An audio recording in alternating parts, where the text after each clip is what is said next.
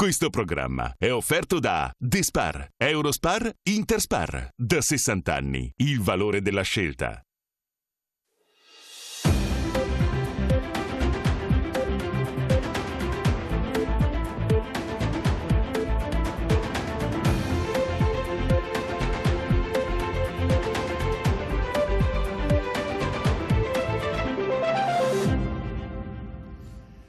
Buonasera, bentrovati a Primus Inter Pares, che questa sera sarà davvero una maratona perché inizierà e sarà una trasmissione in due parti, la prima con i candidati per le regionali, la seconda avremo ospite il sindaco di Padova per tutto quello che è successo, quindi rimanete con noi perché sarà una serata davvero interessante qui a Primus. Nella prima parte parleremo ovviamente dei candidati per quanto riguarda la Regione Veneto, quindi saluto Alain Luciani, candidato consigliere regionale Veneto per Zaia Presidente e per il governatore, per il Presidente Luca Zaia. Buonasera. Saluto Enrico Soranzo, candidato consigliere regionale Veneto Fratelli d'Italia per Luca Zaia, grazie. Saluto Vincenzo Gottardo, candidato consigliere regionale di Veneto Forza Italia per il candidato per il Presidente Luca Zaia. Saluto il nuovo entrato con noi, è la prima volta che viene a trovarci, Pietro Bea, candidato consigliere regione Veneto per Arturo Lorenzoni. Buonasera, grazie di essere con noi. Simone Borire, candidato consigliere regione Veneto per il Movimento 5 Stelle per il candidato Enrico Cappelletti, grazie. E per ultimo, non per questo importante, Antonino Pipitone, candidato consigliere Regione Veneto, Italia Viva per il candidato Daniela Sborlini. Grazie davvero a tutti di essere qui. Questa sera ho già detto, vi ho anticipato prima di andare in onda, non metteremo il tempo perché le domande sono sempre uguali, cercheremo di fare anche un dibattito tra di voi, mi raccomando rispettando i tempi dovuti per il Corecom, perché è una delle cose più importanti, altrimenti poi mi riprendono se non ho rispettato i tempi. Allora, la prima tematica, la prima cosa, visto che le altre volte abbiamo parlato di autonomia, ci ritorneremo, di infrastrutture, di tante altre cose, di sanità, di scuola. L'altra volta avevamo parlato del referendum, si andrà a votare che per il referendum domenica, dunque per il sì chi vuole diminuire la rappresentanza dei parlamentari nella nostra nazione, per il no chi vuole mantenere la situazione attuale. Lei come vede questa situazione, Alain Luciani, e poi potete intervenire tutti ovviamente.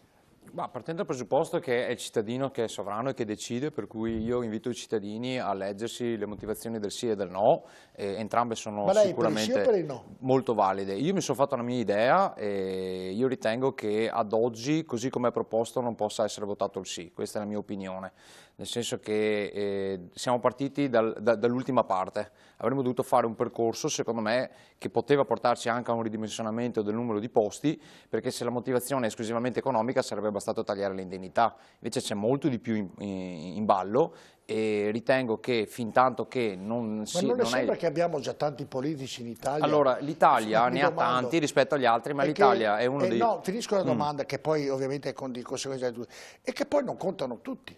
Perché Alain Luciani, io le chiedo a lei e chiedo poi a tutti gli ospiti, in Parlamento ci sono 1 migliaio di persone, lasciamo stare tutti quelli borse, portaborse, quelli che c'entrano, alla fine che contano sono i capi, Esatto, questo è proprio il punto. E quindi alla fine mi domando, perché se tu fai parte di un partito devi fare quello che ti dice il tuo partito, immagino. Questo è il problema, infatti. Beh, io credo, presumo, poi lei mi dica se è vero o no.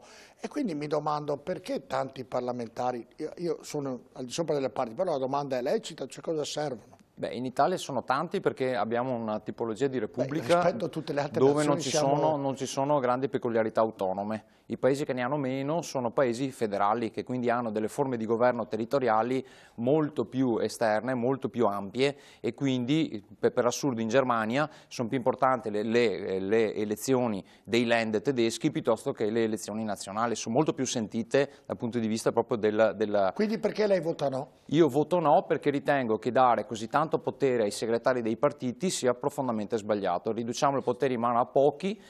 Ma lei farà sempre quello che dirà il suo segretario di partito poi alla fine? No, e questa è la differenza. Quando lei dice che non lo farà? No, perché... Lei se Zaia, che è di Zaia, le dice di fare una cosa, lei non la fa se non è d'accordo? Io cercherò di portare le istanze del mio territorio, quindi rappresento i cittadini che mi hanno votato, che hanno messo il mio nome e cognome. Io da cittadino mi lascia, per lei e per tutti, forti dubbi su questo. Se Berlusconi dice di fare qualcosa a Gottardo, anche se è contrario, fa parte di Berlusconi, deve allinearsi, voluto o non voluto. Ho molti dubbi su quello che mi sta dicendo lei, però è l'inversione delle cose, cioè normalmente è il Consiglio che è sovrano, ed è il Consiglio che detta le linee politiche. Se la Meloni dice qualcosa, lei lei la fa oppure può fare diversamente? Rispondo molto chiaramente, no? Giorgia Meloni è per il sì. Gottardo, è spento il telefonino, mi dicono? Perfetto.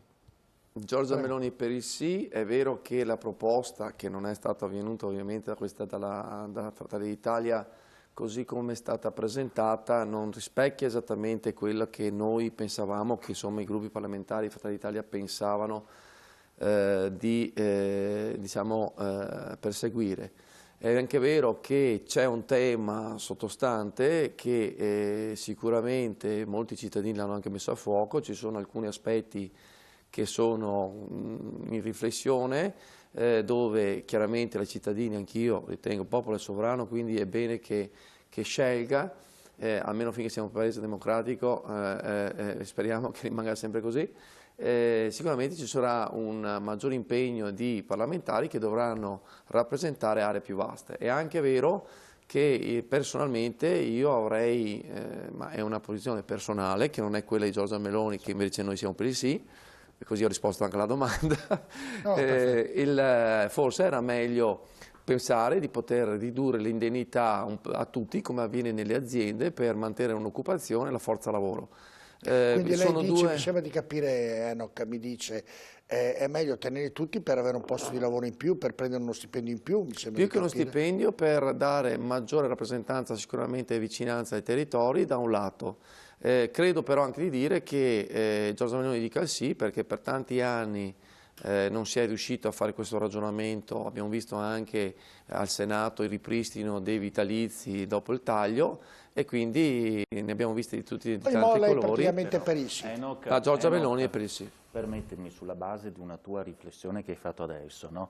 Perché ritieni che non ci sia più un rapporto con coloro che sono chiamati a fare i legislatori? Perdonami, preciso, no, non è questo. Io ritengo che è possibile, plausibile, condivido, scusami se mi sono permesso, condivido la riflessione di molti cittadini che avviene nelle piazze, insomma, che sto ascoltando, dove un cittadino pone un quesito, e io me lo sto ponendo anch'io, nell'ordine di questa riflessione. Se fino ad oggi X parlamentari hanno rappresentato come hanno rappresentato i territori, ci viene da pensare come faranno a rappresentare un numero minore gli stessi territori, che saranno molto più vasti. Quindi un po' una riflessione su quello che è il risultato. Semplice. Io penso... Ero che è molto semplice, volendo. Devono lavorare di più. Sì, no, mi sembra lo sa l'impressione che il cittadino ha su questo? Che una parte politica abbia incruccato alla gente di dire ma bisogna essere in tanti perché dai più garanzia di voto e più garanzia. È un problema di qualità, direttore. Bravi, perché volete stare di più a prendere lo stipendio in più.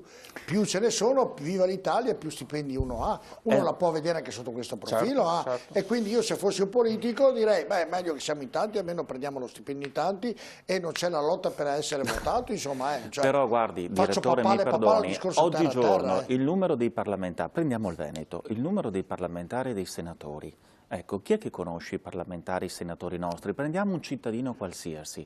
Ecco, si sono dimenticati dei nomi, e questo è gravissimo, perché implica che probabilmente non sono conosciuti, non hanno un rapporto col territorio, e siamo a 900. Questo è uno. Poi noi chiediamo, attenzione, di limitare il numero di coloro i quali hanno funzione legislativa. Questo stiamo dicendo, perché chi fa il parlamentare ha una funzione legislativa, non è il consigliere comunale che amministra. Nel 63, quando è stato determinato il numero dei 945, non vi erano altri legislatori come in Regione e come in Europa, che complessivamente sono 2000 unità. Quindi io voglio dire, non è che viene a mancare quella che sono figure preposte alla legislazione, perché ci livelliamo agli altri paesi. Uno. Sì. Io voto sì, ma convinto bisogna andare... Lo sai che si era capito? Non si era capito. Gottardo, lei cosa vota? Io voto no, convintamente, perché se da un lato può essere vero, insomma, che ci sono tanti. Però è bello, la parte unita che appoggia già è uno sì, uno no, uno sì. Siamo due no e un sì. Siamo un 2 no e un sì. Noi l'abbiamo votato in Parlamento, siamo coerenti. In effetti la Meloni inizialmente non era d'accordo nemmeno tanto per non era tanto d'accordo nemmeno. Noi l'abbiamo votato in Parlamento e siamo coerenti per nulla. Sì, però noi abbiamo votato la possibilità che il cittadino si esprima. Fermo, Gottardo, poi faccio. Ma io Stavo dicendo, la Meloni inizialmente non era nemmeno molto d'accordo con l'autonomia proposta da Luca Zaia. Ma io penso che sia molto facile adesso parlare alla gente, far credere alla gente che ridurre il numero di parlamentari significa ridurre la spesa pubblica. Invece sono assolutamente dell'idea che per ridurre la spesa pubblica ci sono tanti altri modi, per esempio ridurre le indennità, anche drasticamente ridurre le indennità dei parlamentari. Però quella che era fatica a ridurre, penso se riduce l'indennità. Ma e allora perché dobbiamo ridurre la rappresentatività, la rappresentanza dei parlamentari dei territori? Certo, lei ha ragione. Io invece so la mia idea qual è, Gottardo, ma io mi piace entrare in questo argomento che non è di mia competenza, ma io invece ridurrei moltissimo le persone che fanno politica in Italia, a metà. E gli dico, lei quanto prende? Faccio un esempio banale, 20.000, io le do 40.000. Però se sbaglia, se fa una costruzione qualcosa non va bene, prende le chiavi, va in galera. Ma questo dovrebbe essere anche senza dargli 40.000, dovrebbe essere anche adesso. Questo deve fare l'Italia. E se non va al lavoro, e se non va al lavoro ti decurto lo stipendio. Io invece dico, quanto prende un sindaco? È possibile che un sindaco di una città o lo stesso presidente della regione, che so quanto prende, non quello della provincia che ne prende, ha preso sui 160.000 euro, che lo posso dire perché è documentato.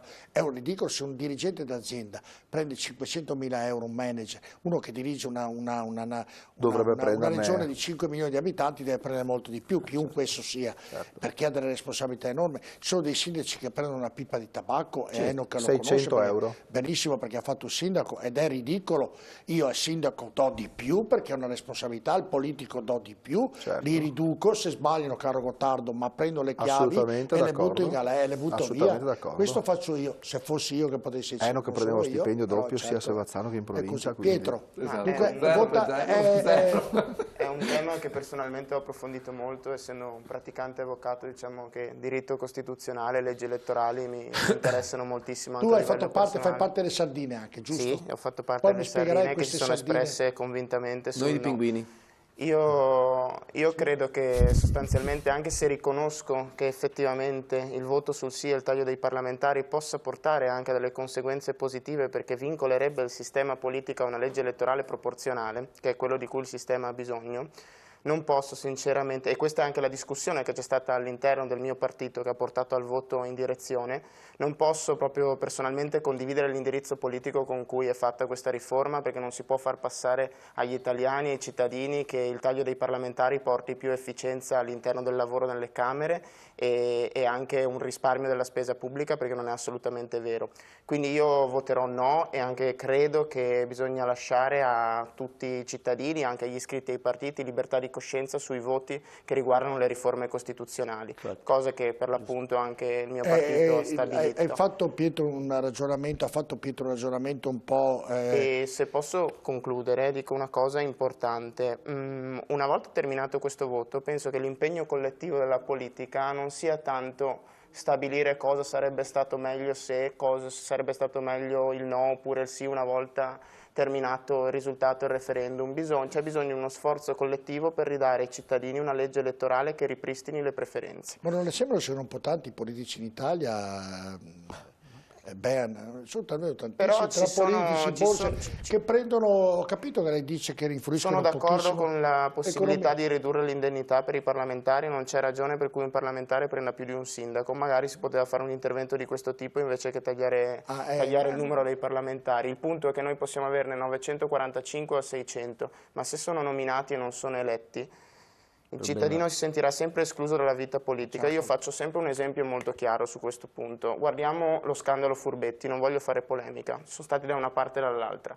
Quali sono i politici che sono stati costretti a non candidarsi alle prossime elezioni a seguito della loro scelta inopportuna? I consiglieri regionali. Perché? Perché sono eletti direttamente dai cittadini. Dei parlamentari si parla ancora? No.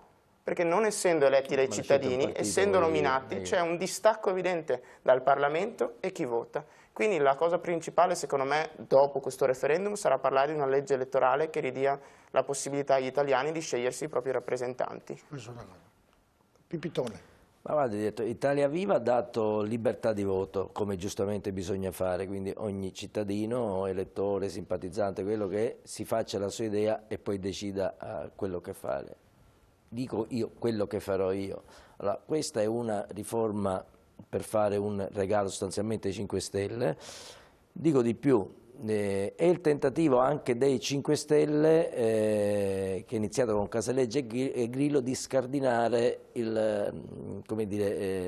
tutto l'arco costituzionale, perché l'obiettivo dei 5 Stelle era sostanzialmente devastare e terremotare il sistema costituzionale e istituzionale di questo Paese.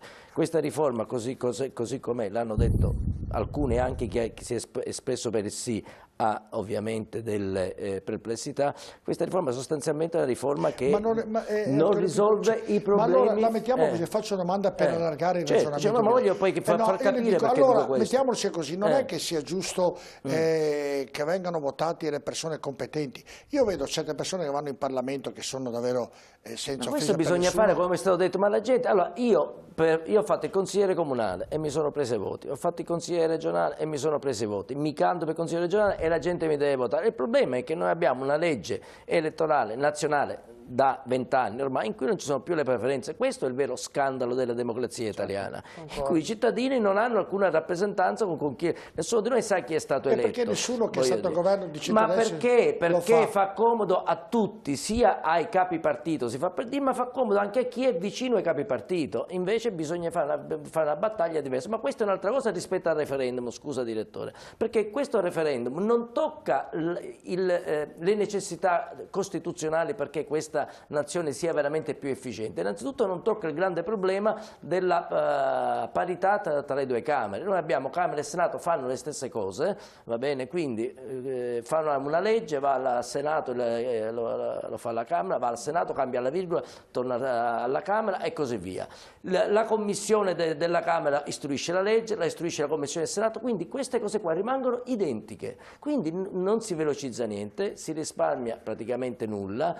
E se vogliono ridurre i costi, è stato detto, sono d'accordissimo, mi pare ormai insopportabile che i nostri deputati e senatori guadagnino cifre così elevate, si possono tranquillamente adeguare al sindaco che guadagna di più in Italia, che sarà il sindaco di Milano presumo, e quindi questo è un problema.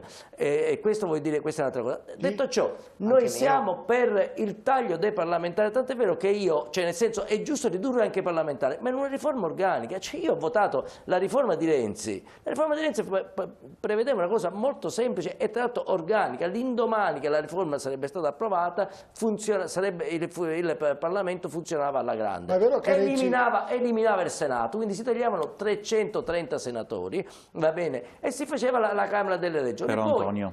Poi è finita così, voglio dire, va bene. Detto ciò, quindi noi abbiamo già fatto, io ho già votato per ridurre il numero dei parlamentari, non è quello il problema. Il problema è che la gente si deve informare bene e poi perché vota in coscienza, perché se il problema è quello di ridurre i costi, come vogliono far passare, oppure di velocizzare il Parlamento, che non è assolutamente vero, perché tutti i regolamenti di Camera rimangono esattamente uguali. Ho la pubblicità a morire, volevo chiedere una pubblicità, mi risponda subito sì o no. C'è la possibilità che Renzi ritorni nel PD, secondo lei? Ma questo io francamente lo so, noi siamo Italia Viva, visto che lei conosce bene Renzi, stiamo costruendo un'alternativa riformista, progressista, fatta di competenze, di proposte serie, concrete, quindi io lo escludo assolutamente. Fa il ministro Renzi dopo le elezioni regionali, ho sentito stamattina. Il ministro non è che vabbè, queste sono le robe che dico, ma una cosa sono le notizie e le veline che parlano, questo non c'entra niente che uno... io ho aderito a Italia Viva perché è un buon progetto diverso. Ho saputo stamattina che ci sarebbe una nomina pronta per Renzi ministro dopo le regionali. No, guardi, questa è una richiesta che ha fatto il PD al governo per fare un rimpasto, poi ma queste sono ovviamente le notizie che ci sono, dopodiché Renzi è stato un grande primo ministro. Forse si teme sul risultato delle regionali, sull'equilibrio delle regioni. No, io non ho capito su Renzi una cosa, che aveva detto che se non passava quella volta quel referendum non faceva più politica, invece continua a farla, mi sembra, in maniera molto attiva. Questo non ho capito. Per fortuna, dico. Vabbè, non discuto, però poteva fare a meno a dirlo. Questo è stato un grande errore che ha fatto Renzi sicuramente. Però lui ci ha messo l'anima, ci ha messo tutto e ha sbagliato a dire quella roba là. Prende uno e dice, se tu mi voti, rimango. Renzi si difende da solo e l'ha chiarita sta roba qua. Dopodiché, secondo me, ha sbagliato da dirlo, perché un politico a certi livelli non può dire io non faccio più politica, perché lui su quel referendum ovviamente ci ha puntato, si ricorda dopo la pubblicità, andiamo in pubblicità, rimanete con noi tra poco.